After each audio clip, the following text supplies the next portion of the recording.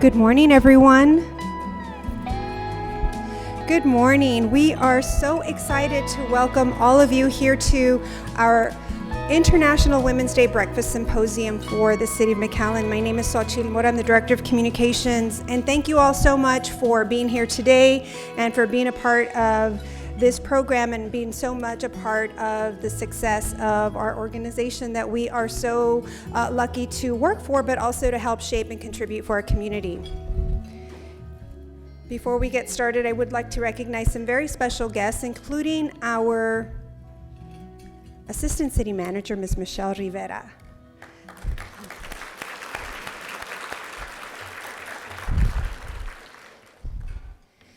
I'd also like to recognize our City Manager, Mr. Roy Rodriguez. Assistant City Manager, Mr. Jeff Johnston. And Assistant City Manager, Mr. Joe Vera. Joining us a little later will be, of course, our elected officials, including Mayor Pro Tem Veronica Whitacre, Commissioner for District 6, and the Honorable Dania Ramirez, Commissioner for District 4.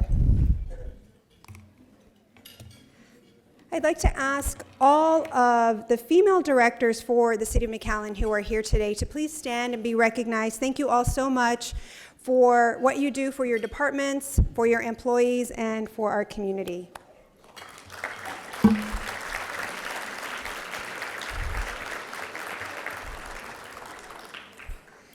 And of course, we are as strong as our counterparts. And so to all the male directors who are here and who are joining us, if you would also please stand. Thank you for your support and for what you do for the City of McAllen as well.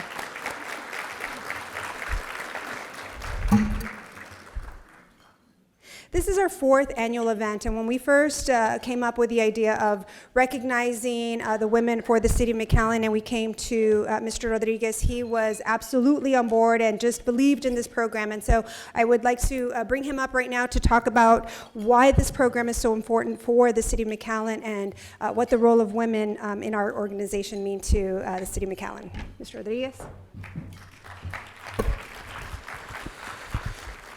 Good morning. So what's the role of women? I mean, you all run this place, don't you? My job is to welcome you. We are waiting for the two elected city commissioners, female elected city commissioners, and I'm sure they'll be here on their way. But I just want to take a moment to really reflect on how far we've come here in the City of McAllen. You know, this is a special recognition, but it's something that we need to understand is part of who we are. I mean, if I look across the room here, and I know so many of you, and some not so well. I've been here a long time, so that's part of the problem. I see such great talent in this organization. And so when we started this event, this is the fourth one, I can't believe it. We wanted to ensure that, number one, that we were recognizing all of the talent that we have in the City of McAllen, working for our citizens, but also the talent from around our community, which you're going to hear from today and you've heard in the past. It's so important for both of you, both sides of this equation, to get to know each other and to network and to understand the importance of what you do for our community.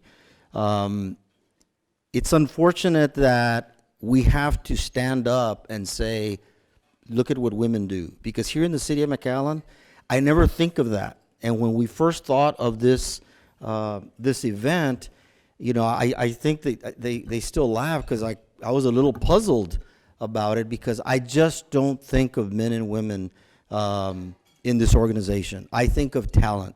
As managers and leaders, part of what we do is, and part of what we have to do is to identify talent and cultivate that talent. And that's what we do in McAllen. And so I'm just very proud to be able to say that I'm your city manager. We've got a lot of city managers at City Hall, and one of them, of course, is Michelle, whom I've known for many, many years, and I'm very, very proud of. But I just want to thank you for all that you do.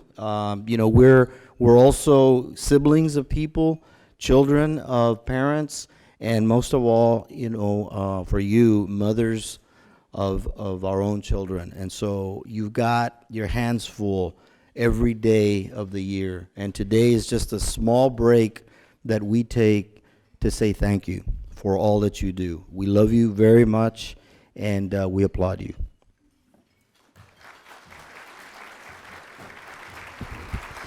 Thank you, Mr. Rodriguez, for your support for all of us here today and for what we do for the City of McAllen.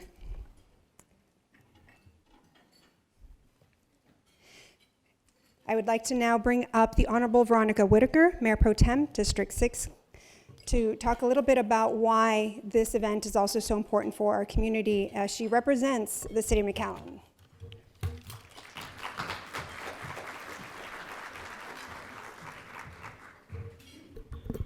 Good morning, everybody, and welcome. Welcome to an exciting morning. No? All a room full of beautiful, powerful women. What better can we get than today? Thank you, guys. Thank you. Awesome. And on that note, I'm going to let y'all know that you basically are the CEO of your own life. You have the power to stage and compose it the way you want it to be. Be your own ambassador. You are in charge. The City of McAllen is a place where women flourish and can proudly boast their equality within leadership positions across the board. A woman's influence brings vision and perspective for the growth and the direction of our own community. Women like my colleague, Commissioner Tanya Ramirez, and all of you here today offer fresh ideas and new solutions for our city. I am proud to be amongst such strong and driven women. I am proud to be the role models of our city. Our struggles are real. I grew up in a Hispanic household and had to prove that I was capable of so much more than a woman was ever thought to be. I attended an all-girls college and was free to be the woman who I wanted to be. I was allowed to take charge of my life and grow as a person and as a leader. Women are an integral part of the success of their families, their community, and their workplace. Today, we truly are making a difference, and we must continue to support each other, and we must collaborate to be dynamic leaders. We are role models, and we are admired for our hard work and dedication by so many. Stand up, be strong, be positive, and others will follow. Goals and accomplishments within your workplace and community are examples of how together we can make a difference. Remember that you're always going to be a role model to your co-workers, to those below you, and most importantly, to your family. Never doubt yourself. And congratulations today.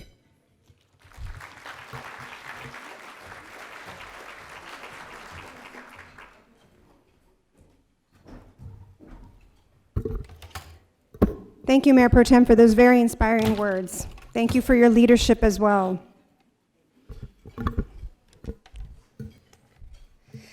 Today's event, we will be recognizing some other women in our community who have helped to make a difference in McAllen and throughout the Rio Grande Valley. These are women that we recognize as trailblazers in our community who are shaping various aspects of the environment that we are raising our children in and being a part of as well. Would like to recognize some past trailblazers.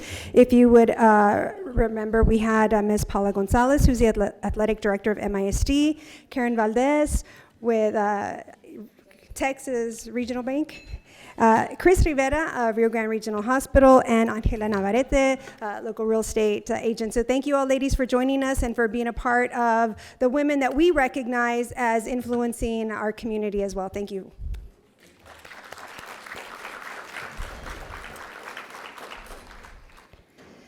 To continue, we wanted to hear from each of you. We wanted to hear from you in terms of the role women play within the City of McAllen and who has helped shape you. So if you would turn your attention to the video screen, we have your words telling us what women mean to our community. It was Susan B. Anthony that once said, We ask justice, we ask equality, we ask that all the civil and political rights that belong to citizens of the United States be guaranteed to us and our daughters forever. With those words here at the City of McAllen, we look to inspire the women that work here and are trailblazing their way in this municipality. 40 years ago, I don't believe that we would have had a woman elected official. Today, we have now had we're on our fifth or sixth as an elected official here in the City of McAllen. So that does speak volumes that we have arrived. Not only have we arrived as elected officials, but we have arrived in our own community. Our municipal court has a woman as a leader in several of the departments here within McAllen. MCN, we have Xochitl Mora, who is also one of our strongest women here within the city. All of the departments, Yvette Barrera, Cristela in HR, all of the departments. I think I could probably name someone who is empowered to help our community. And so McAllen has embraced the fact that we women are leaders today. And that is awesome, not just for, to show our kids, to show the future that we do have a say-so. The City of McAllen is a great place for women to work. I truly believe that the city sees no gender. As a female employee, I believe that we can offer a different perspective, which makes the workplace rich in diversity, and in turn makes the City of McAllen a great place to work. The city provides so many opportunities for women. In my time here, I have been able to transition into a better position myself, and I've seen the growth opportunities available. Their support and diversity of genders in upper management shows the City of McAllen's support for women and proves it's a great place to work. The City of McAllen is a great place for women to work because here at the City of McAllen, women are valued, respected, and encouraged. All of the current female leaders at the City of McAllen have inspired me and have shown me that with hard work and dedication, anything is possible for a female employee at the City of McAllen. The city looks to also become a place for growth and pioneering opportunities to promote progress in their careers. One of the things that I've learned while working for the City of McAllen is to be more social. My previous job, I worked in medical billing, and I didn't have that one-on-one experience with individuals. I enjoy going above and beyond to help my coworkers when they are in need of assistance. The City of McAllen is a wonderful municipality to be at, and I wouldn't want to be anywhere else. I have learned so much, and it's thanks to these amazing women that the city has felt valuable enough to work here. People like my director, Kate, who leads with courage and leadership, and people like Susie Chapa, who have compassion and just so much advice, constant advice, and I'm so thankful for. And even people that aren't in direct leadership positions, like people I work with. People like Priscilla, who I work with directly, who is an amazing designer and writer, and other supervisors at the library like April and Christina and Raquel, and I'm so thankful for all of them, and I'm inspired by them every single day. What I've learned over the years working with the City of McAllen is that it's always important to continue to grow through experiences as well as education. Never stop learning. Through this, I've been able to be around strong women and leaders who provide daily insight into how I can really be a better employee, better supervisor, even a better wife and mother through great example. One really great example is our director for aviation, Elizabeth Suarez. She definitely is a great example of what a work-life balance can be through its challenges, having kids and being a part of a family. So with that, I'm very grateful to have the opportunity to see what I can do and continue to grow within the city and what potential there is for someone like me. This year's theme for the City of McAllen Women's History Month celebration is Rise Up and Take Courage. Courage that no doubt stems from women that have inspired them. A woman that has inspired me the most is my former boss, Elliot. I look up to her not only personally but professionally as well. By working with her, she helped me find my passion and inspired me to pursue a career in human resources. I think why I look up to her the most is because even though she wasn't much older than me, she was already so accomplished, knowledgeable in her field, and well respected by those she worked with. I'm so inspired by my grandmother who came to this country from Ukraine with my grandfather. They came over in 1912. They left friends and family and their homeland, didn't know any English, and came over here to start a new life. So whenever I am scared or I doubt myself, I think about my grandmother and the courage that she showed, and I feel more courageous. One of the women that actually has inspired me, it's my mom. She actually was able to raise 11 kids without any higher education than just actually high school. For International Women's Day, I would like to take the time to celebrate one of the most strongest women I know, my mother, Marta Ramirez. I was blessed enough to grow up next to a woman with strong convictions and intelligence. My mother did not grow up with the same educational opportunities that I was fortunate to have. She had to hide from her father to go to school and to get her education, yet she was able to obtain her degree as a secretary. I did not have to go through that because I was fortunate enough to grow up with my mother, who put education as the number one thing for her girls. The woman that has inspired me has been my mom. She has believed in me throughout my life and always inspired me to do more, especially because she came very young from Mexico, living in poverty, to succeed herself in this country. She has always been my rock, always let me know that I could do more. So it might be the most common answer, but the women in my family, especially my mother, have been a huge part of my life and have influenced me greatly in my professional success, such as work ethic, but also great personality traits, to be confident in myself and in my abilities, but execute them with humility, kindness, and compassion. The cherry on top is that my mother and I have the privilege of working for this wonderful organization that is the City of McAllen, and that encourages growth and the ability to see other women truly shine. Recognizing women in any organization is important in today's world. You know, we've come a long way here in the City of McAllen and really across the country. And the truth of the matter is, I see it in a very simple way that working for the City of McAllen allows anyone to be with an organization that is at its best. And so man or woman, doesn't matter. You know, we hire the best in the business. And when you're here, you know, if you make it for any amount of time, it shows that we made the right decision, and that is that we picked the best to do the best work for the citizens of McAllen. So I'm really proud of this organization. You know, this is something that has been going on for many, many years, and maybe it took us a little too long to recognize what's happened here and how we have evolved, but I'm certainly proud of what we're doing, and we're going to continue to do to ensure that women in this organization know that there is no limit, there is no glass ceiling to what you can do here.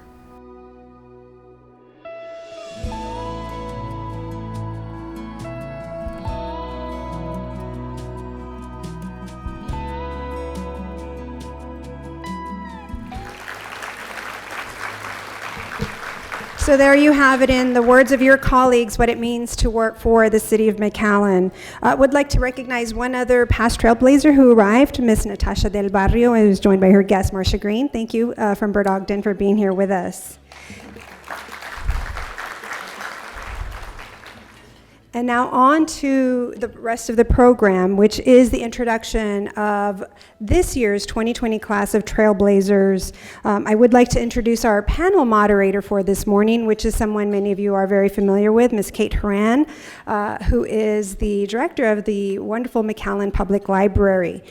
Kate received her bachelor's degree in English from the State University of New York at Stony Brook and her master's degree from St. John's University in Flushing, New York. And the McAllen Public Library continues to receive state and worldwide distinctions, including the Achievement of Library Excellence Award and the most beautiful library in the world. She lives in McAllen with her daughter and 2 kitties and enjoys reading, of course, and nature walks. Thank you, Kate, for being here with us and being a part of this program. And of course, to our honorees, our trailblazers today. If you would help me welcome Ms. Veronica Gonzalez, Vice President of Governmental and Community Relations for the University of Texas, Rio Grande Valley. Veronica is recognized leader in the public and private sectors, having 20 years of experience in negotiating and advocating to obtain results. as an attorney, mediator, legislator, fundraiser, and now working for UTRGV.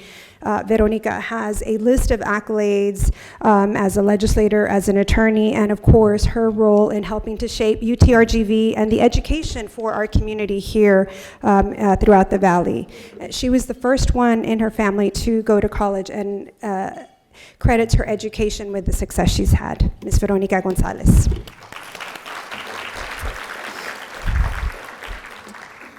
Our next trailblazer, Ms. Nancy Pearl Treviño, who is Public Health Coordinator for Hidalgo County. She is a native of the Rio Grande Valley and has over 30 years of professional experience in serving the public through social and community services. She has a bachelor's and master's degree in sociology from the University of Texas Pan American and is also an ordained minister. So we will certainly would like your blessings as well, Nancy.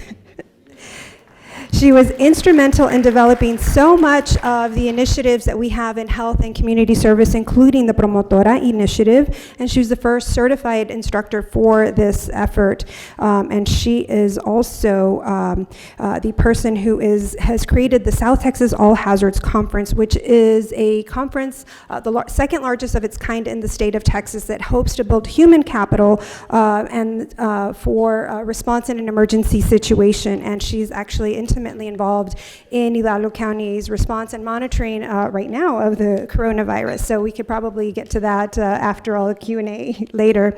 But Nancy's greatest blessings and accomplishments are her marriage of 35 years to Julio and her daughter Heather, who now resides in San Antonio with her husband Michael, and who is here joining us this morning.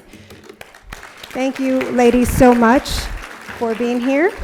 And we look forward to hearing from you both. Thank you, Kate.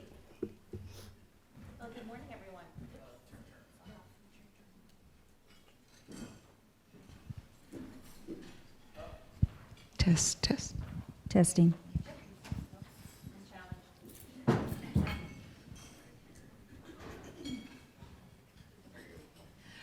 That's much better. Good morning, everyone. So before we get started with this amazing panel this morning, I would like you to turn to the woman next to you, and the first person will say, "You're amazing," and the next person will say, "No, you're amazing." You're amazing. You're amazing. You're amazing. You are amazing. No, you're amazing. That's very nice. That's nice. We need to hear that more often. Yes.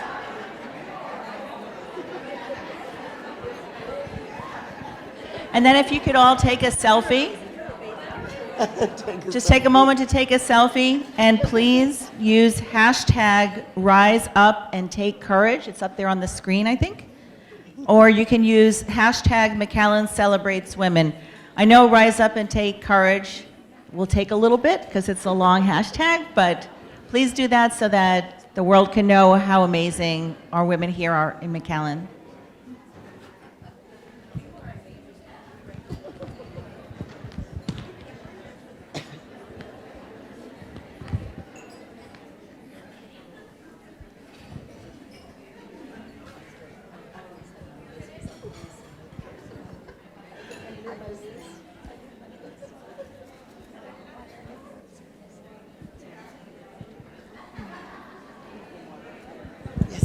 I do.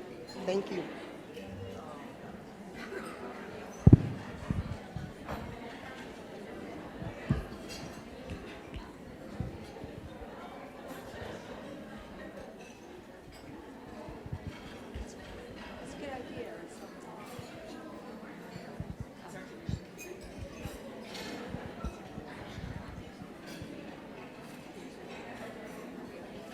Thank you.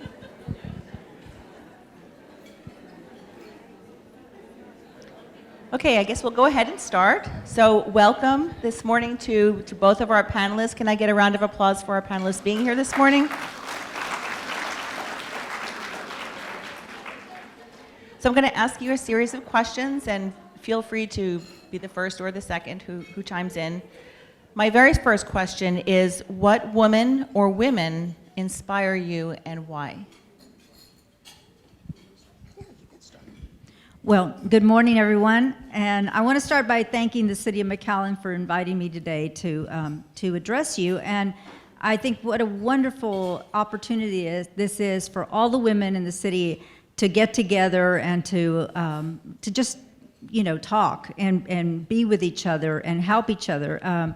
So important, and so thank you to the City of McAllen for doing that.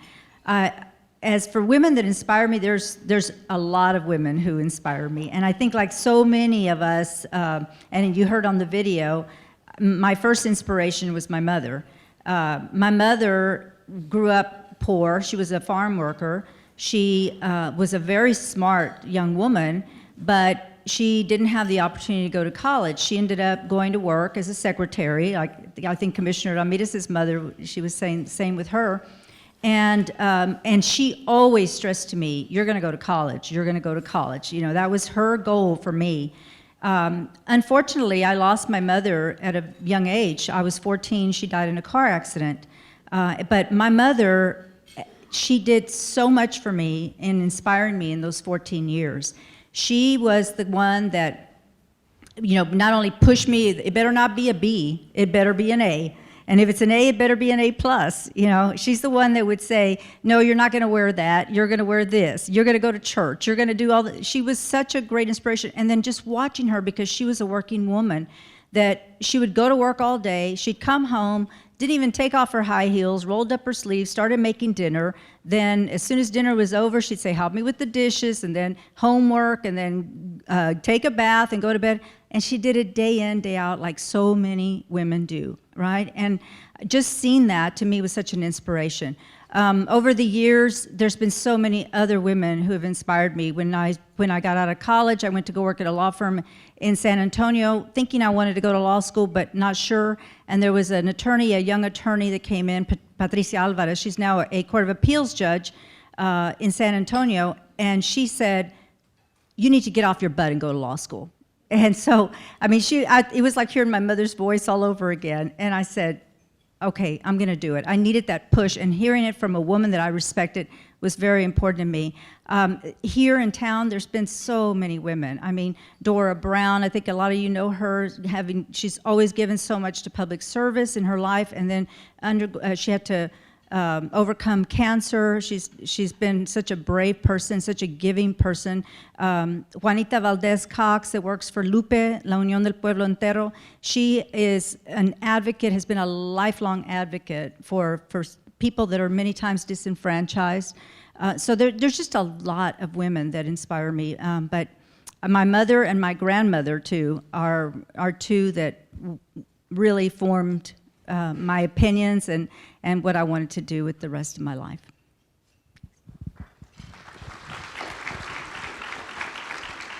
Well, when it comes to women that I'm inspired by those women that are in this room. I think that every woman has an innate gift in her. One of the things that amazes me about women is that we have such a deep level of perspective and faith that's already in us. We're the ones that are going to give birth. And we have the ability to see things go from a very small level to a very great level. And we can encourage, and I think that's in all women. In my life, I can say very sincerely that my mother was a great influencer in my life. Pretty much raised 5 girls. I was the youngest of 5 girls on her own. My dad was pretty much absent, but she did what she had to do. She was a paraprofessional with the school district, had a beauty salon, and all of us, all 5 of us, are hairstylists. That's another little. There are some people in this room whose siblings were my clients. Thank you. She says that's why my hair looks good. I cut it this morning before I came in. Actually, so I started beauty school when I was 11. A private beauty school when I was 11. So it worked like this. I would go to school, and on Saturdays, I'd go to beauty school. Any vacations that the school district had, I was at beauty school learning a trade. So I was amongst adults. So I really didn't have that childhood. And I think that's why I can be so silly as an adult, because I'm gaining back those years. I'm not going to let them go. But I'll tell you that by the age of 15, I had my own salon, and my clients were my teachers and my friends from school, and I did very well. And I'll tell you that one of the greatest things that I had was my mother, who was a woman of faith. I saw her pray on her knees for me when I was being mighty and rebellious. And I'm very proud to say that I'm a product of her prayers. I am by no means a saint. I am just pleased that I made it through those difficult years that I chose to do things that probably were not the best choices. My passion of working around women and encouraging women, I have this gift. I have to share this with you. I have this gift to get people jobs. And I have been so blessed with directing folks, talking to them, screening them, and just giving them direction as to where they should go. And I've seen a lot of people, and I'm very proud of that, because people trusted me to come to me. And I think that there's a lot of women in this room that I admire sincerely, and I have worked very closely with many of you. Miss Whitacre, I know she's stepped out, but I remember seeing her being elected, and I thought, wow, a woman commissioner, because it's important. We have a voice, and use it, and that's what has influenced me. Thank you both so much. Those are great answers. I think we all had that in common, that our mothers have inspired us, and we're also able to kind of regulate us. I know if I did something wrong and my mother gave me the look. Did y'all get the look? Y'all know what I'm talking about, right? You got the look, and then you were just like straighten up and fly right after that. So that segues into our next question, which is, tell us about a bold or courageous moment in your career. Okay, a bold and courageous moment in my career was when I was the coordinator for prevention and intervention services for the Rio Grande Valley Council on Alcohol and Drug Abuse. I was there for 17 years. I had honed in on my skills.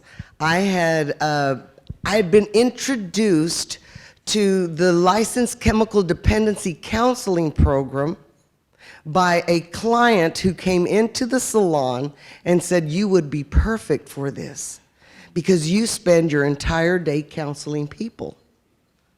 So I took that and I ran with it. I was told it would take 3 years to finish. I finished it in 1. I drove out of town to take classes so that I could get that certification.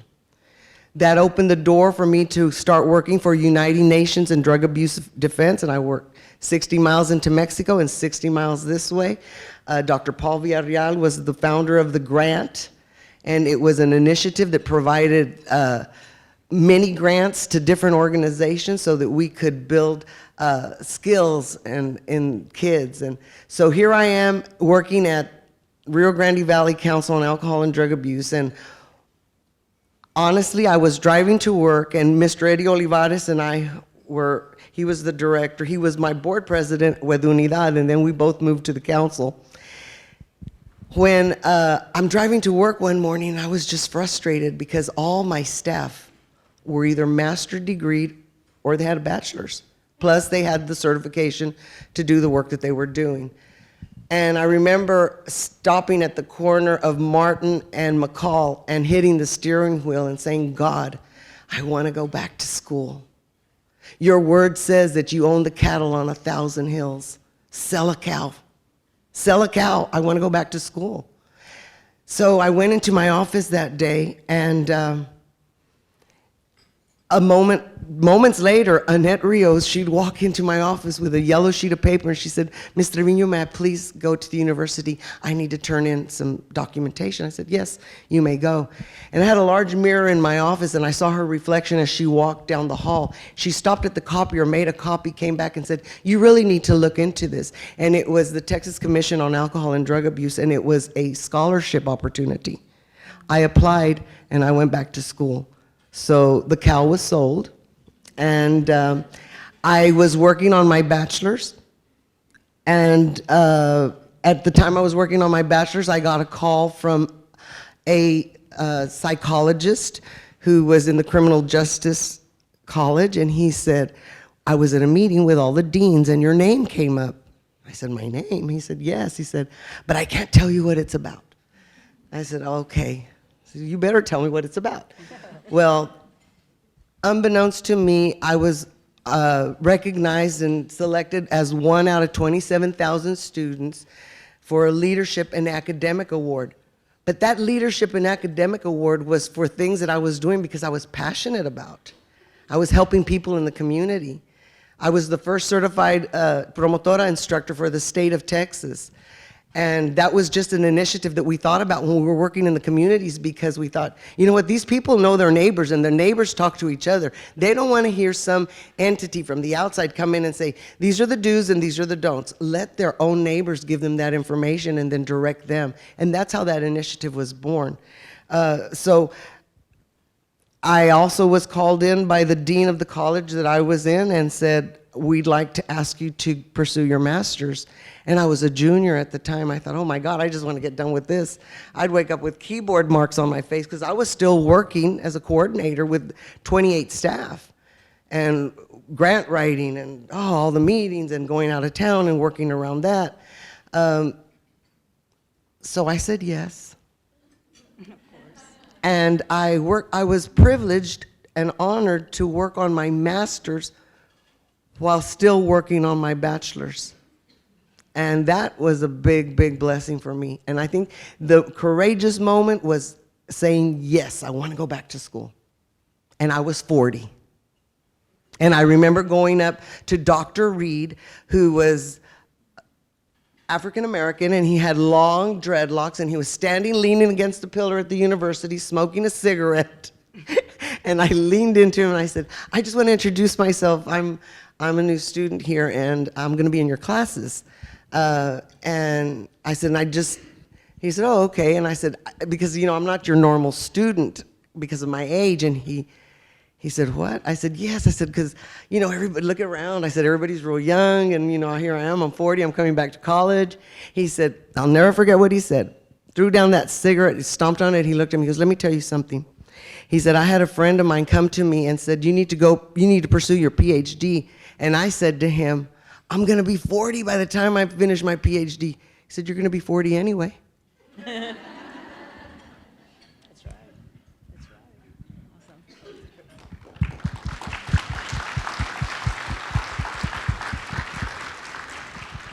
Well, I had never thought of myself as bold and courageous, right? But I think when I had the most courage was because I thought, I thought I was being courageous by going to college because I would be the first in my family to go.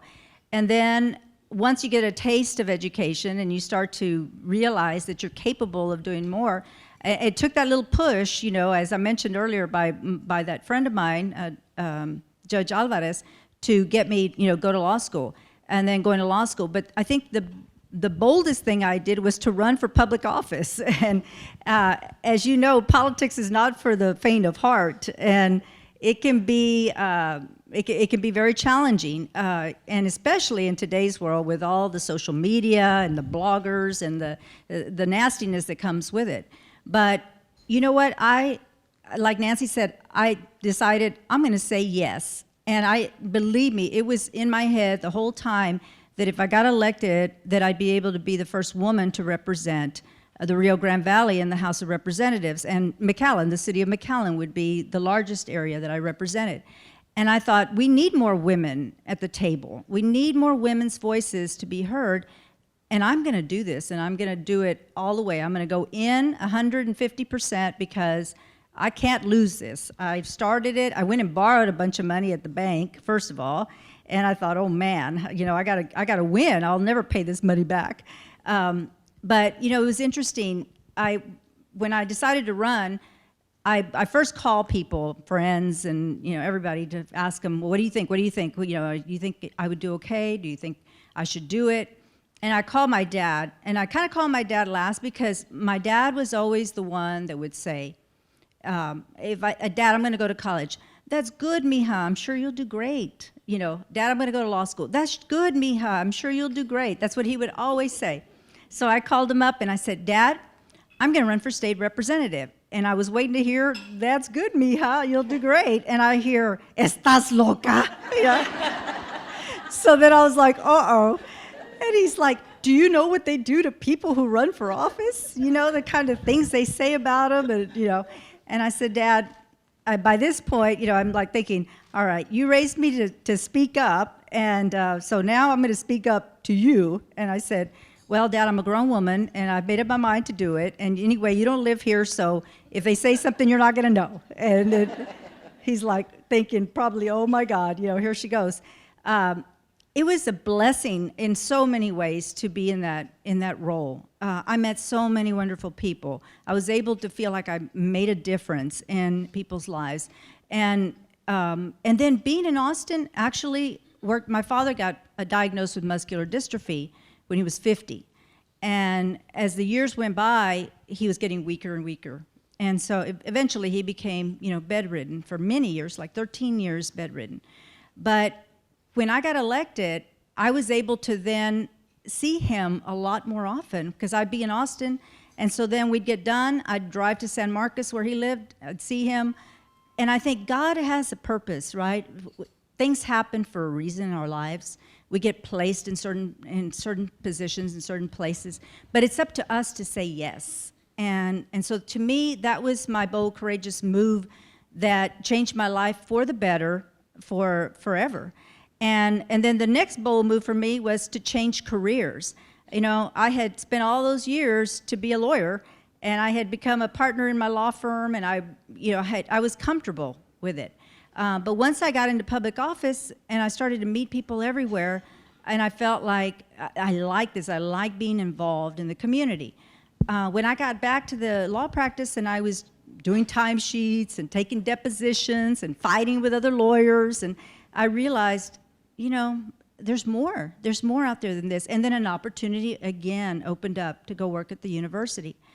I never thought, I had not pictured myself doing that, but it has been a great move as well. And I have learned a whole other area. I always valued education, but then getting to be there was really amazing for me. So, and I continue to grow in that role every day. And just like you continue to grow in your roles at the city and wherever life's going to take you, we never stop learning. And we can't plan out every bit of our lives because things are going to happen that are going to open new doors for you. So let's continue to be bold.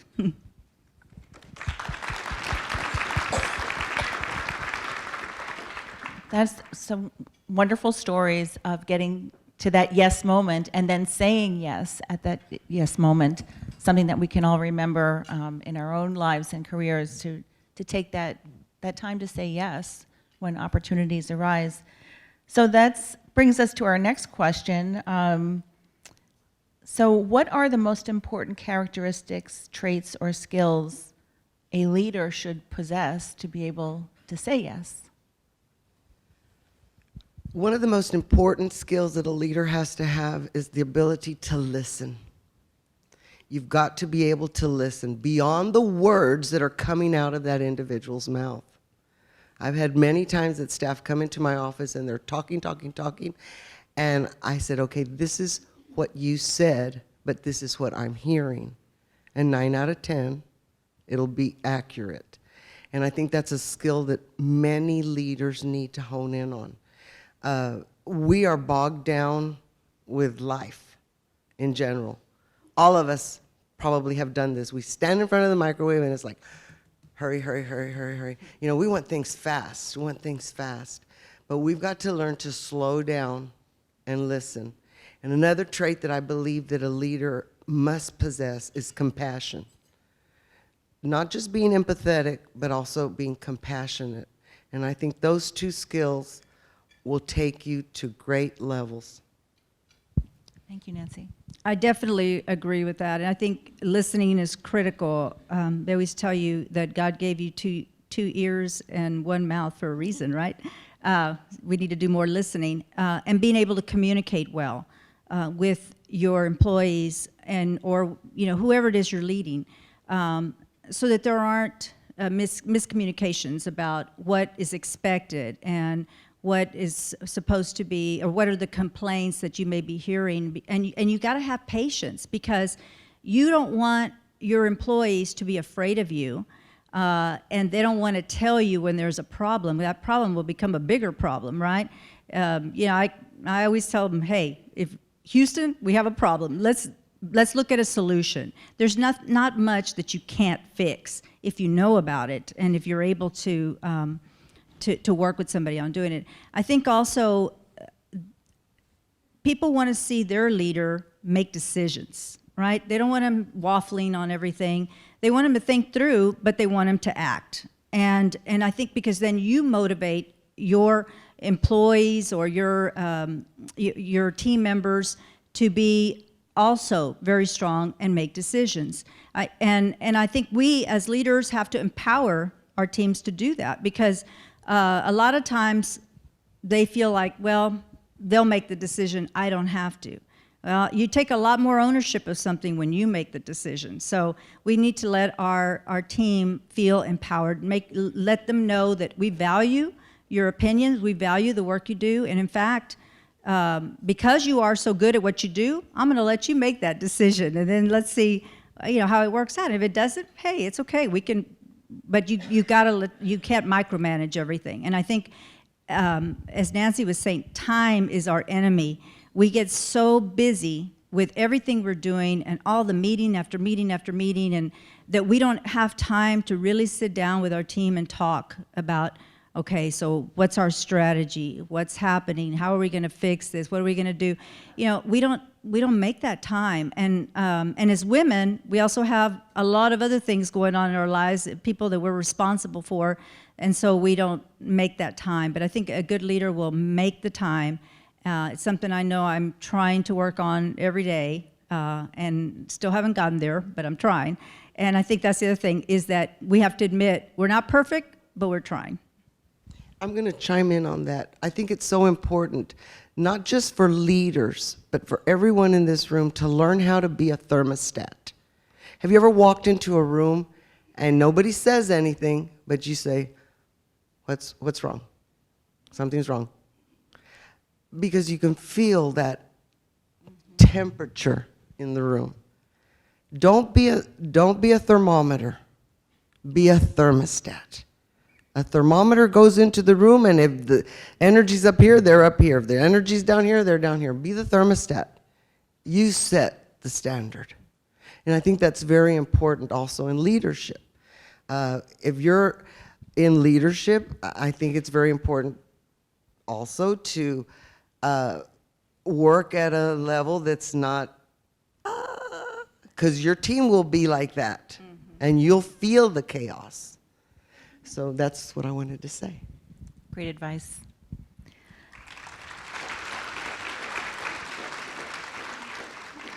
So given that you are both very busy women with very high priorities, what would you say are some of the biggest challenges facing leaders today? There's a whole bunch. Time is like I said, time is always difficult to manage. The workforce has changed a lot. Technology is happening by the minute. It's changing by the minute. Having to learn new things all the time, and as we get older, when the workforce is coming, new workforce members are coming in. You're seeing all these young people, and they think differently than we think on a lot of things. I'll give you an example. When I first started working as a lawyer, the senior partner there, he loved to dress up, and so he would say, "If you dress nice, you work nice." And I thought, well, I like to dress up, so I thought, yeah, I agree with you. And then it got to where it was casual Fridays and stuff. And some of the guys would come in wearing like a T-shirt and shorts, and so I'm like, I don't think they meant that casual, I think they meant maybe a jeans and a jacket or something. But And today, you see a lot of people working from home, so people are used to, you'll see young people wearing hoodies, you'll see them in shorts or jeans, and it's changed a lot. And so trying to also make sure that your team comes off with the image you want, that you're professional, that you know what you're doing. I think that's always real important to doing that. I made notes because I live by notes. And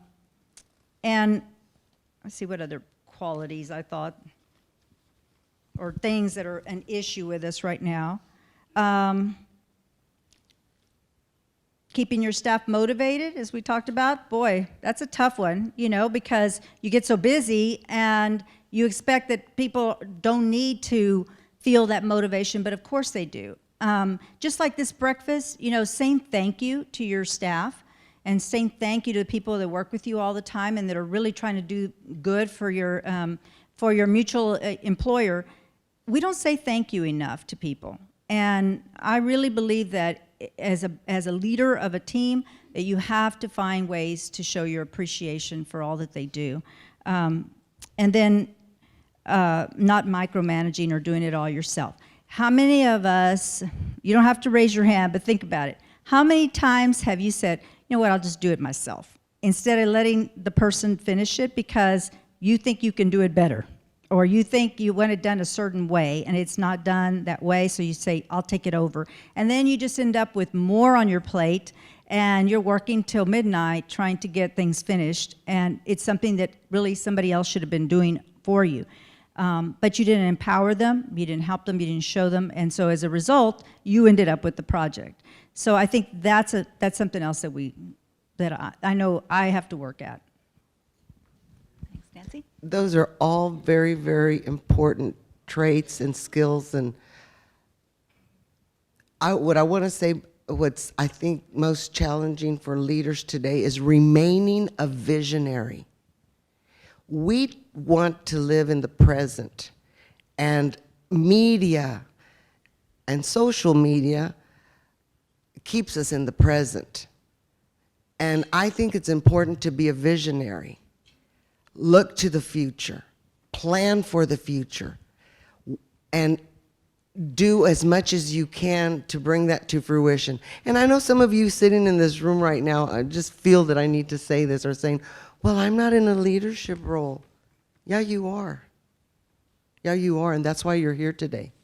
You are not here by mistake, and you aren't here just to eat breakfast. You were here because there is something great in you. And one of the things I want to tell you is, if you have a dream, write it down. I was watching, I don't watch a lot of TV, but I was laying in bed last night playing with my puppy, and a young lady, she's Katie Sousa, she's a coach for one of these big NFL teams, and they pan back to a scene where she's a young child and she's writing in a diary. She says, I can't remember how old I was when I wrote this, but I wrote it down that one day I wanted to be, you know, what I am today. And it's important to write it down and then set some goals. If you don't write it down, it's just a dream. But if you write it down and you remind yourself daily, because what you think about will come about. And don't think about, I can't make it, I'm not good enough.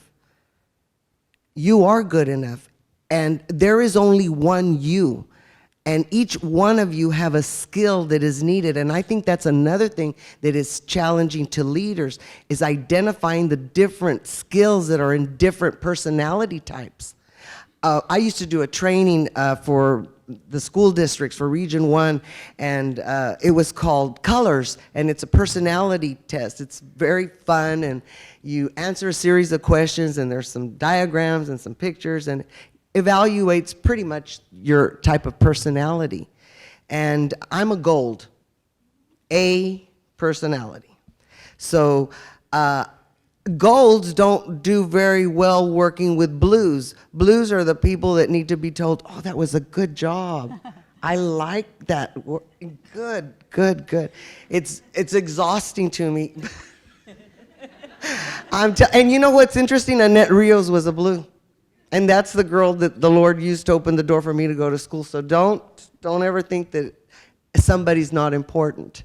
You know, so it's important to me and to you to recognize that everybody who has a unique personality, they're there for a reason. And a lot of times when you don't like somebody, you're looking in the mirror. There is something in that person that reminds you of you. And so don't forget that. I mean, that is so important. Can I say something? I love that. And it made me think, one thing also that we don't do is that we don't plan, we don't have a succession plan. So we don't know who's going to follow us. We haven't groomed the people to follow us. And because you won't be in that role forever. I mean, if we set our goals, as Nancy was saying, and we want to move up in an organization, then you're going to move to another position. Who's going to follow you? You want to leave your department, your area in good shape. And I think we just get so busy that we don't make the time to plan the succession plan. We also don't always plan for ourselves. We just say, oh, whatever's going to happen is going to happen. But we really do have to always have that next step plan, because life changes on you and you need to be ready. So I think those are two more things that we can add to the list. And that is so true, to plan for succession, because I was in Commissioner's Court and I had one of the assistant DAs come up to me and he said, "Good morning." And I said, "Good morning." And he said, "Who are you training to take your place?" I said, "What?" I thought I was, am I gone? What is there an announcement going to be made that I need to know about? And so it's true. You need to start training people under you. And those who work alongside you also. Learn those traits. Learn those skills. Thank you. I wrote that question down, by the way. It's a good question. What are you doing to ensure that you continue to grow and develop as leaders? I personally always want to make sure that I'm not the smartest person in the room. A lot of the meetings that I go to, I am quiet. I just sit there and listen, and I'm taking notes, because I want to go to the next level. And if I'm the smartest person in the room, I'm in the wrong room, because I'm not growing. And check yourself on that. That's a real important skill so that you can grow. Also, I think, keeping yourself abreast of the facts about what's going on, what is important, what is the vision for the community, what is the strategic plan that, those of you that are working for the city, how many of you go to the city commission meetings? Okay, I went the other night because we were going to get recognized. But in all honesty, are you showing passion to where you want to grow? Do you want to stay with the city? Do you want to contribute? Are there times for opportunity for volunteering, like the Great Parade? I mean, that's an amazing event that takes place here in McAllen. Look for opportunities. Stand out so you can shine. Use your gifts.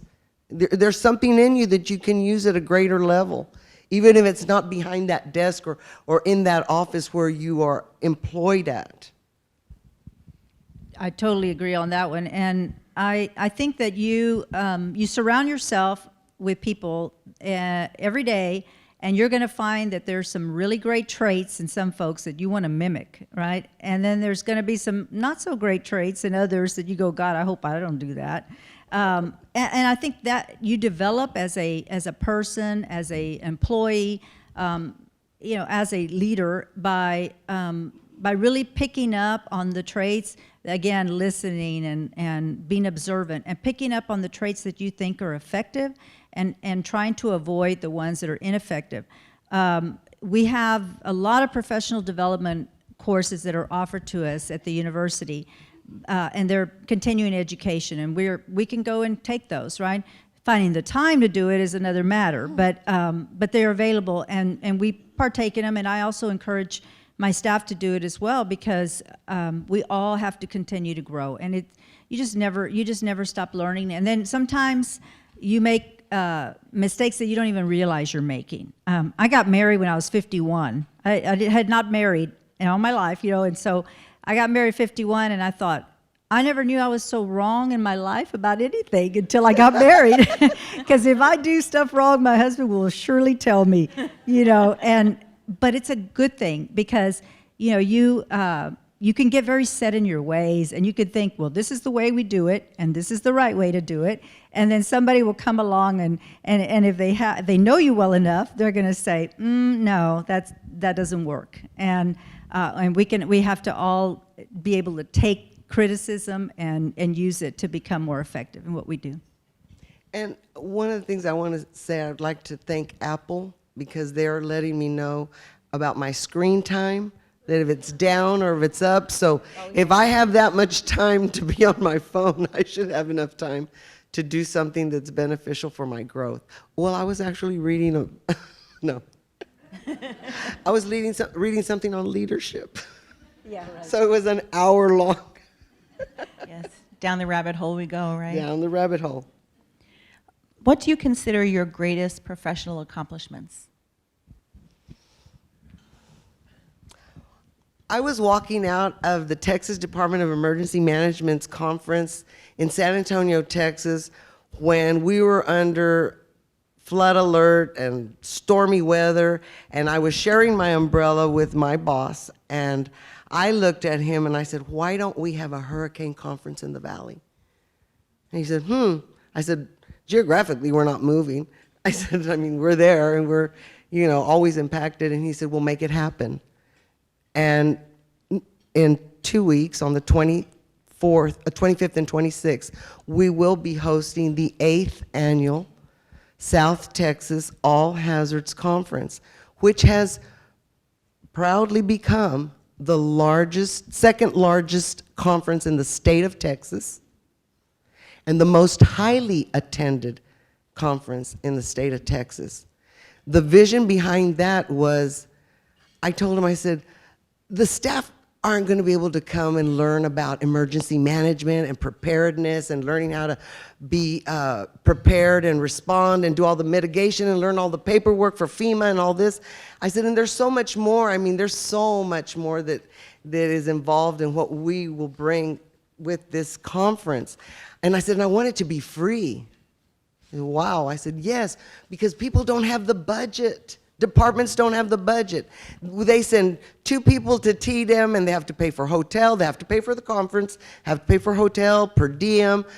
I said, and then they're gone the whole week. I said, we need to do something in the valley for our people. We need to build human capital. So that is what we're doing. So we've joined in partnership with the City of McAllen. We came to the table, put our minds together, said, can we make this happen? Our first year, we had 574 people in this ballroom, and we were ecstatic. And we had breakout sessions at the half-day mark and then for the subsequent day.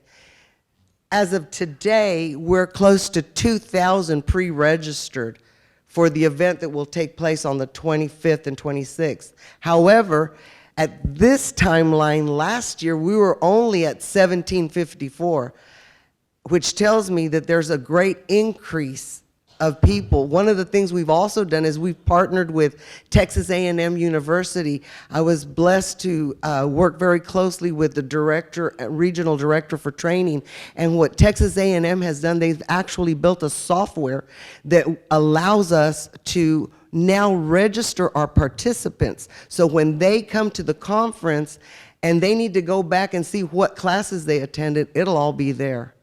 And so that was a new learning curve this year, so I'm very proud of that. And that has been a lot of work, a lot of partnership we have. In fact, Veronica has shared with me and said, we want to partner in, we want to come in. There's classes that are certified in emergency management. Now they have a new course, well, it's a new degree plan that allows you to get an emergency management certificate.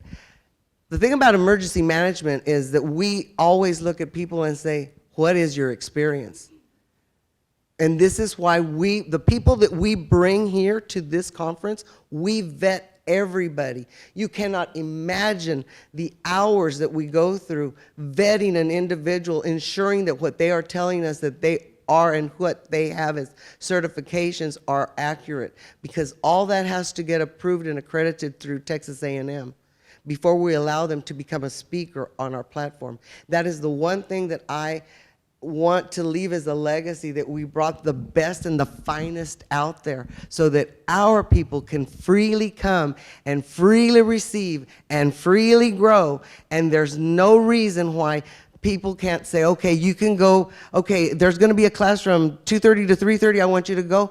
Let them go for the hour. They don't have to stay the 2 days. But grow your departments, because this is the time and this is the place. And that's the one thing I think is the greatest current thing that I've done. That is a great accomplishment. And we use the entire convention center, and we use the entire performing arts center, because they don't fit in here. And we fill all 3 levels. Last year we had over 3,000 people in attendance. And this year we're incorporating the use of golf carts, because we need to move people quickly through the parking lots and get them over to the facilities. So it's all new. There's another layer of growth. Well, I feel safer already, right? I'm glad Nancy's in charge of that, because now I feel safe with all the hype going on and all the scare about the coronavirus. So it's good to know that y'all are having this conference in the next few weeks, and that you're going to train people even more, and everybody will be on the same page, hopefully, on this virus. So thank you for that. Thank you. Our keynote speaker is going to be Admiral Brett Gerard. He is a 4-star general. Admiral, and we have had 2 logistic calls with his commanders. So we're pretty sure we're going to have some folks visit us before he arrives. He was for 8 years chancellor for Texas A&M University, and then 3 years the executive director for Texas A&M, and then was appointed by the president to Secretary of Health for the United States. And I read his bio and I was blown away. Not the bio he sent, the bio that's on Wikipedia. Because in the bio on Wikipedia, it shares the millions and millions of dollars that he's poured into our state through different initiatives. So and I didn't know that when we invited him. So I'm very pleased. And so he's at the helm. He's at the helm of this coronavirus response. So we're pleased. Well, thank you. For me, I think it was, I'm in a different field altogether, but it was becoming a partner in my law firm, because when I got hired, I remember that there weren't any women at the firm. And one of the men that was interviewing me, I went to law school at University of Texas in Austin, and they would come to do interviews there. And most of the firms you interviewed with were very large firms in large cities. And there was kind of an attitude that was prevalent among those firms that I didn't think I would be a good fit for them. And then I interviewed with this Valley firm, and they were very nice, very low-key, down-to-earth, and hey, you want to go to court? We'll put you in court in the first week. It's like, okay.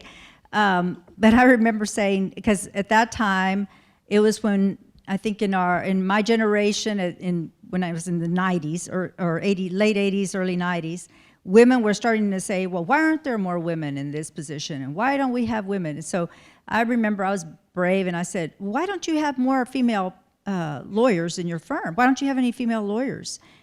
And I said, why don't you have any females? And he said, some of our best secretaries are females. And then he laughed, ha, ha, ha.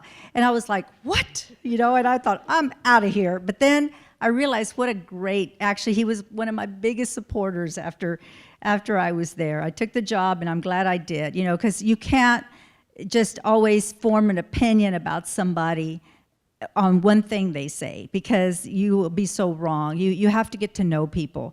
And so I loved working there. I'm glad that I became a partner, because it gave me a bigger voice in how the firm was going to work and what we were going to do, and how we wanted to be seen out in the community and so forth. And then Running for public office was another, getting elected. It's hard. You know, you go door to door, you do phone calls, you do block walking, phone banking, you do commercials, you do all that stuff, but people don't know. You only see that person maybe one time. You don't know of all the millions of things they're doing to get in that position.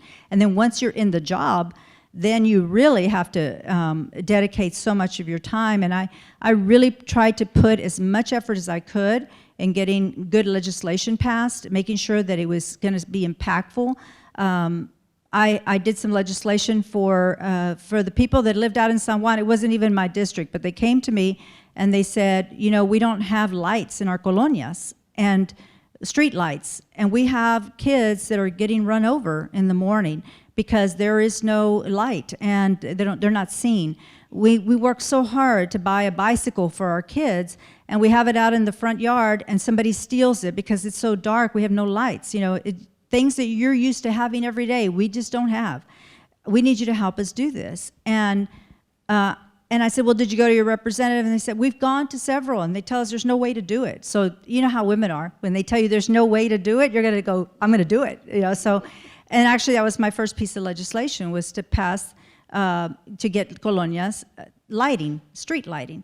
And then being able to, I became a chairwoman in the House of Representatives, and I got to chair a committee on the border and intergovernmental affairs. I got to sit on public health for many years, so of course I knew Nancy and Eddie and everybody that would come to testify.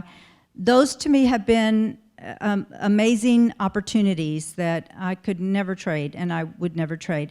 And then I guess changing my role completely to go into education, where before I was the legislator that people came and asked for money.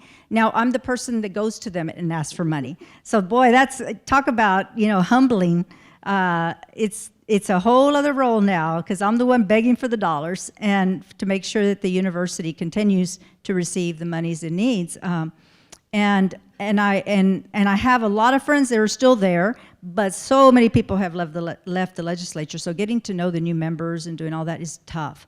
But it is rewarding, because you do feel like you're making an impact. And what better group can I support than students who are getting an education? Well, I just want to say that I'm very pleased to be a colleague of Veronica's. When I received this letter from the City of McAllen, Xochitl forwarded it to me. I read it and I said, who's this to? And it didn't mention anybody else. And then I was informed that the other individual was Veronica Gonzalez, and I was like, oh my God, oh my God. And so when my boss found out, he was like, oh my God, thank you. I paid Eddie. So I am very proud to sit here with this young lady. She Ditto. has done a lot for our community. And for those voices that are never heard, that's where Veronica has stepped in and been a clarion voice. And I'm very pleased to be here. Thank you. I feel the same way about you, my dear. Thank you.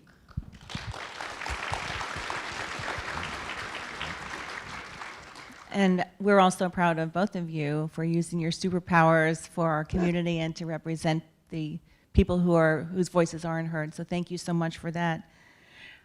We touched a little bit on the differences in generations, and I think there's a value of recognizing the women who have come before us and also people who are coming up. And so I wonder if you could tell what you've learned from both of those groups, either or both. Women who have come before us, boy, we owe a lot to them.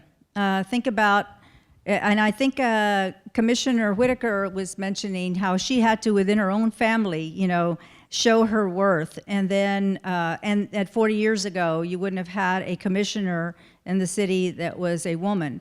And that's true from local government to the federal government. I mean, you don't see that many women, but you see more and more and more that are now running for office, that are becoming the CEOs of companies, that are really moving up. And I think that is something we owe to those trailblazers that came before and spoke up and did it. I mean, whether you agree or like or Hillary Clinton or not, the woman has intelligence, that is no doubt, and the public service that she has given her entire life is amazing, right? And you thought, okay, well, there was an opportunity for a woman to become president, and it didn't happen. We're still not there. We've got countries that are third world countries that have female leaders, and yet we are the world's greatest power, and we still have not elected a woman, right? So there's still a ways to go. There's still a ways to go, but I think that the women that came before us, and I want to tell you a funny story, because when I got elected, the first night before you get sworn in, you go to the governor's mansion for a dinner, right? And you're supposed to wear a long dress and all stuff, and I'm like, oh my God. And of course, I wasn't married, so I said, I guess I'm just going to go by myself, you know? And I got there, and the legislative ladies, and these are the wives of many of the legislators, they are the ones that plan the event. So they man the table, and they're there, and I walked in, and this lady, she was real nice. She was an older lady, and she said, well, hi. She said, is your husband a legislator? And I said, no, ma'am, I am. Oh, she said, well, would you like to take a photo over here with your husband? And I said, it's just me. I don't have a husband. She's, oh. And then I was joking, but I said, I don't need a husband. I need a wife. And she's like, she looked at me like, oh. And I said, I need somebody to pick up my dry cleaning, go to the grocery store for me, buy the gifts for parties, do all that, you know. And she just kind of laughed, oh, yes, I know what you mean. And I thought, okay, that's the difference in the generations there. You know, but we have to open other people's eyes. And we have to know our own worth. I think, you know, they always say that women suffer from imposter syndrome, because when we achieve something, we think, when are they going to find out that I'm really a fraud, that I don't really know how to do this, right? But we do know how to do it. We just don't want to believe it in ourselves. And so I think, and we also don't want to tell ourselves, oh, you're great, you're great. Nobody's going to do that. So we have to tell other women that. We have to be able to support our sisters and say, you know what, you did a great job today. There's no room for jealousy among the women. You have to have that, hey, I'm with you. You need help. I've got your back, and I'm gonna make sure that people know how great you really are, because women's voices are powerful, and the ideas we have a lot of times are things that our male counterparts wouldn't think of, because they haven't walked in the same shoes. And so if we can enlighten them a little bit, I think they will learn a whole lot. So don't ever let yourself suffer when you start to feel that imposter syndrome coming on. Say, you know what, I gotta get rid of this. I mean, I'll speak up if I'm wrong. Hey, I'm wrong, but so what? I still have to speak up. And I think that's the difference between women today versus maybe women 40 years ago or 30 years ago or even 20 years ago who were afraid to say anything. And with the Me Too movement now, I tell you what, the men have completely changed the way they're behaving themselves. That's a good thing for us. So don't be afraid to speak up. Don't be afraid to say no. Don't be afraid to say, I deserve this, because that's how you're going to continue to evolve. Don't be afraid to know your policies, because that's key too. But I also agree with what Veronica is speaking about. It's very different. The newer workforce, you know, we want to call them millennials. So we don't use the M word around our office anymore, because it was being thrown around quite freely. You know, and the older workforce, or the workforce that had been there longer, would say things like, well, they think they're privileged. They think that they need to get this, and they weren't afraid to ask. As a matter of fact, I walked into the office last week, and the girls were laughing, because I just like to be silly with the little area that I'm in. And I said, listen, I said, wow, I said, offices have really changed. I said, I said, do y'all remember when they used to drink martinis and smoke cigarettes in the offices? And one of the young girls turns to look, she goes, when was that? I said, that was last week. And I said, no, actually, I said, there was a movie, I said, that I used to watch when I was growing up. It was called Bewitched. I said, and they'd be drinking martinis and they'd be smoking cigarettes. I said, things have totally changed, totally changed. It's a new day. You have a voice. You can use it. Like I said when Veronica finished her statement, know your policies. Don't get in trouble doing something foolish. Know your policies. That's not to keep you in a box either, but know your policies. The county works under civil service. Oh my gosh, that's just horrible. Sometimes it can just be horrible because you can't really, the truth of the matter is you have to be very conscientious of how you execute a reprimand or give a directive, and it keeps you on your toes. So a very different time, very different workforce. But the workforce that's coming in today, great in technology, and we really tap into those skills. Can I say something? When Nancy was talking, it made me think of this crazy book I read a long time ago. Steve Harvey, right? The guy that does the Family Feud and all that. He had a book that was called Act Like a Lady, Think Like a Man. And I thought, but it's so true. It applies to so many things because men don't hesitate to let their opinions be known. You have to know what you're talking about. You can't just go in and just start suggesting stuff without having done your homework.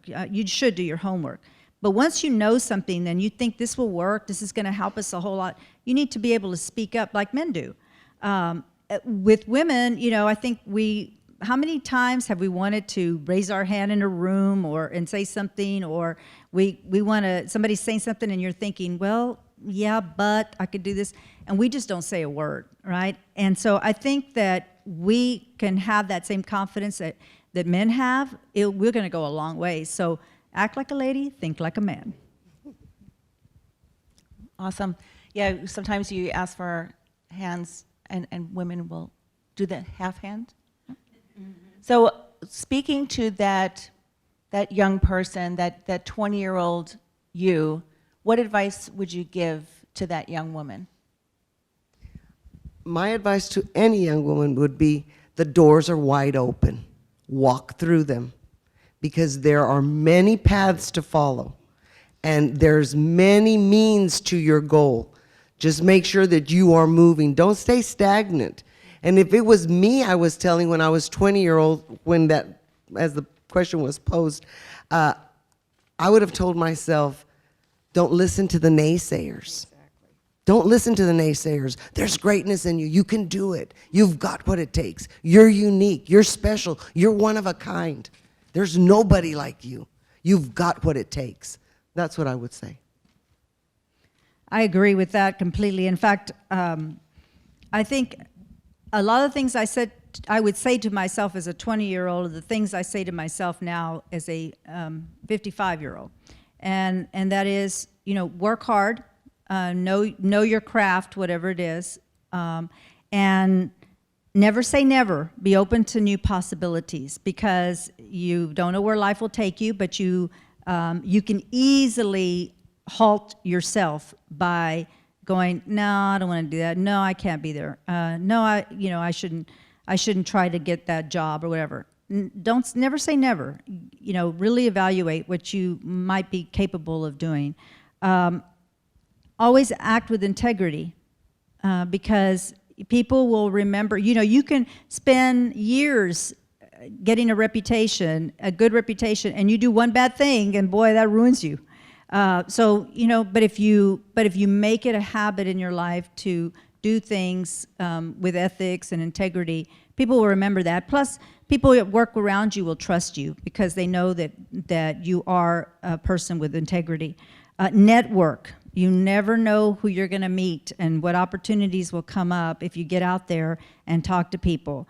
It's very easy at the end of the day to just go home, right? And sometimes, you're forced to go to some event and you go and then you go, wow, I met all these great people. And somebody gave me their card. They told me they should call them.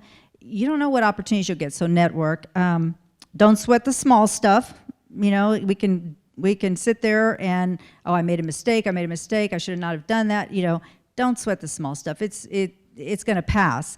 And then surround yourself with positive people, because that who truly care about you, and truly care about your neighbor too and your friends, because we're all going to be better for it. And then, of course, as they said earlier, never stop learning, because we want to grow old, but we want to grow wise. So, thanks. Wonderful. Thank you both. And I think that the thread of our conversation here today reflects accurately our message for this year and our hashtag, Rise Up and Take Courage. That's exactly what you have demonstrated today, and we appreciate your answers, appreciate all of your good advice. Thank you. Thank you. Thank you, Kate. Thank you, Veronica. Thank you, Nancy. Are there any questions? We have Christy, who has a microphone. So if anybody has a question for our panelists, please stand up. And we have a couple quick minutes for questions from the audience. So don't be shy. Raise up your hand. I'll walk over as fast as I can to you. Rise up and take courage, ladies. You heard the message this morning. No, we have a quiet audience this year. Back there, Christy. Oh, okay.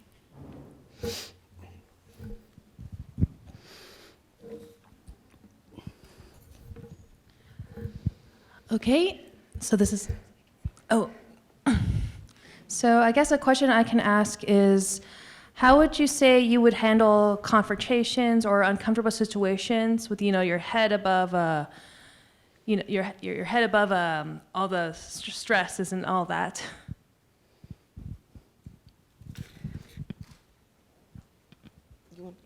Well, I think you have to remain calm.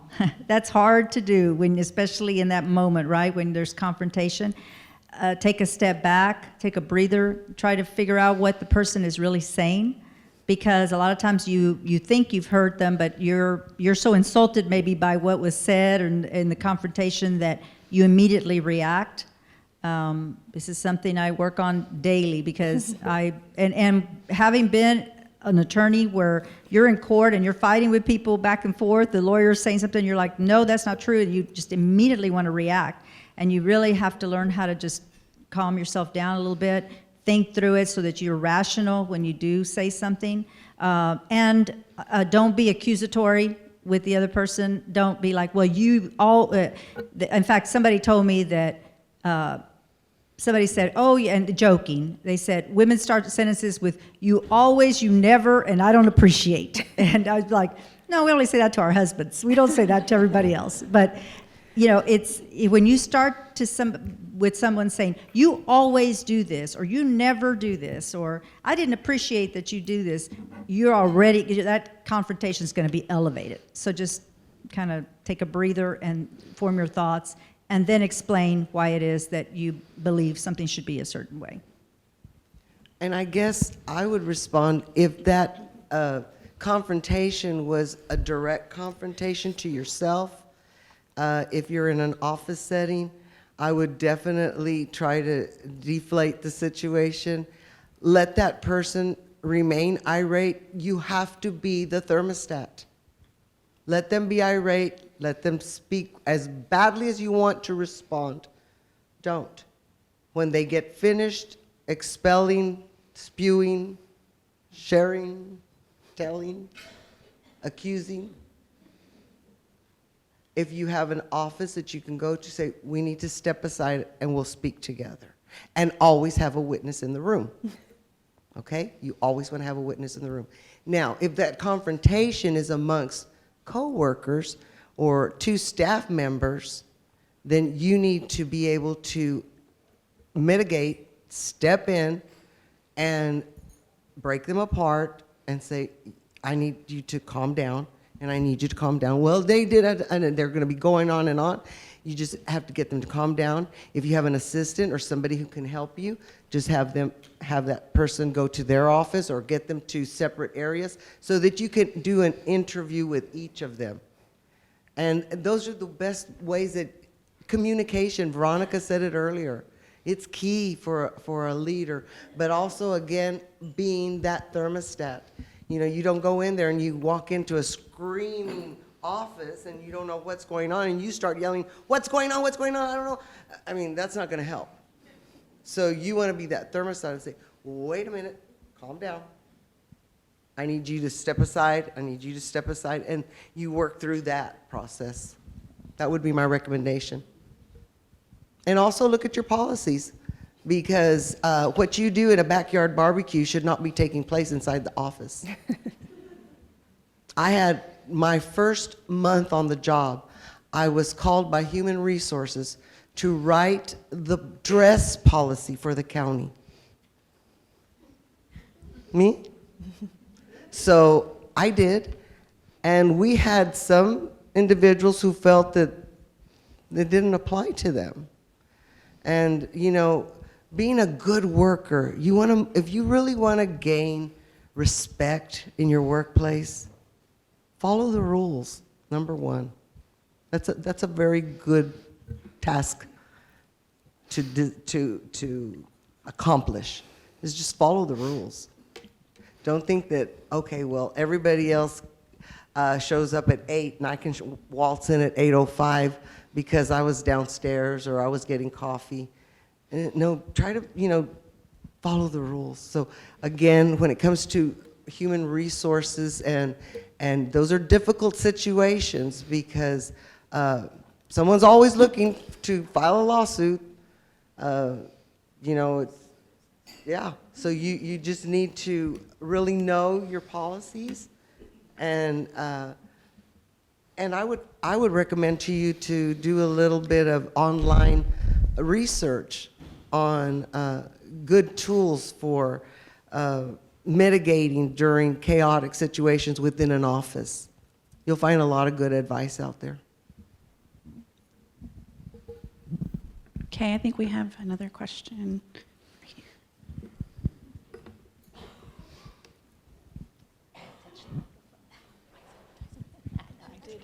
No, you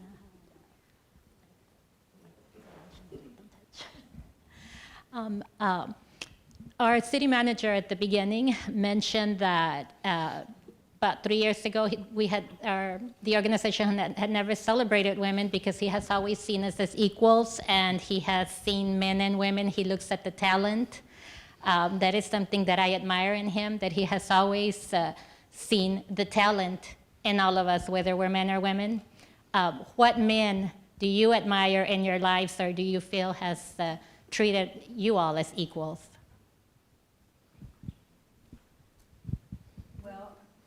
Is this on? Okay. I was very fortunate because I had a great dad who always thought that I could do anything, until I said I was going to run for office, of course, that he said, what? But then when I did it, he was so proud. And so I was fortunate because I've heard from a lot of people, you know, how their dads were like, you can't do that, you're a woman. My dad would always say, it didn't matter, you can do anything you want to do. And then the people that I worked with in my law firm were like that. The men they're the ones that actually talked me into running for office, but they were very supportive always. And so I'm very fortunate. Today, I have a wonderful boss. Dr. Guy Bailey he surrounds himself with women because he says, I know they're going to get the job done. But he has been super supportive, and he always says, he has this deputy president who is a female, myself, and another female, and he always goes, if I want to get a problem fixed, I call them. And that's such a nice thing. When your boss is kind to you and says those kind of things to you and supports you, you want to do everything to please them, right? You want to make sure that they don't get the problems, that the problems stop at your level, or you can take care of it for them. And I think that is such a plus. I've been very fortunate that I've been around very supportive men really all my life. And so it's not just the women, it is the men as well. And we have a duty to also be supportive to those men that we also think are very good at what they do, and they should be rewarded for it as well. I, on the other hand, did not grow up with a father in the household. He was there and then he was gone. So but I grew up with a lot of strong women. And it wasn't until my mid-20s that my brother-in-law sat me down in a chair and said to me, "You are better than this, and you deserve better." And something clicked in me. So having a male speak into you is important. On my way to the the city council meeting that afternoon that Veronica and I were going to be there for the proclamation, I received a call from a gentleman from another county who had a question, and his question was, okay, you're the first person I thought of when this situation's come up. He goes, okay, so what's it like? I'm gonna give you 3 scenarios. So what's better? He said, working in an environment with all women, working in an environment with all men, or working with an environment that's half and half. Where do you think it's the greatest challenge? I said, oh my God, all women, lots of drama. And he started to laugh. I said, there's gonna be drama. I said, because we're competitive by nature. I said, and then when you have men and women, you might have those situations where, there's more balance, and we're talking more about infighting or people having challenges with personalities. It's what his question was about, not about talent. And so I said, well, you might have, and I said, excuse the pun, I said, but you might have women that want to get in there with want to get a leg up and get in, up further. Yeah, I said, so, but that was not, intended that way. I said, but having all men, I said, wow. I said, that is rough. I think that would be very, very challenging. I said, because myself as a female, my motherly instinct wants to step in. So I'm going to be telling you all day, you can do it. Come on, let's go. We're going to get it done. This is our goal. And I said, the last thing I want is to have to work in a facility where I have a staff running in telling me the building's on fire.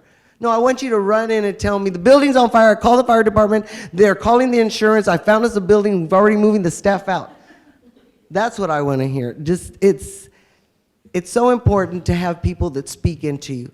But not just men, but just make sure that the voice that is speaking to you is building you and not tearing you down.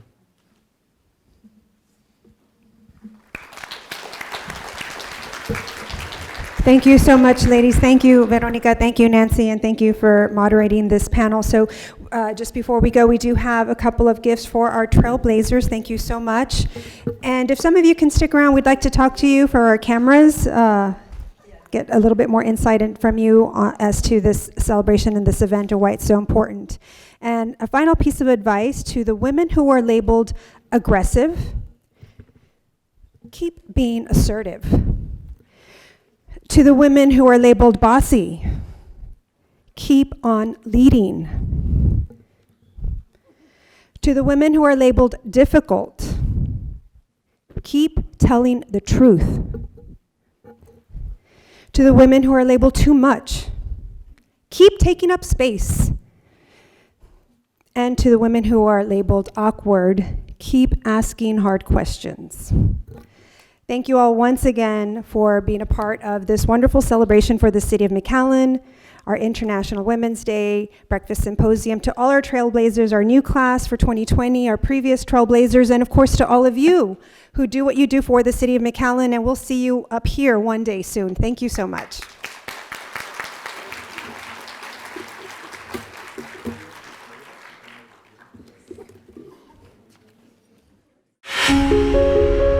Our team. Stories that count from people who care.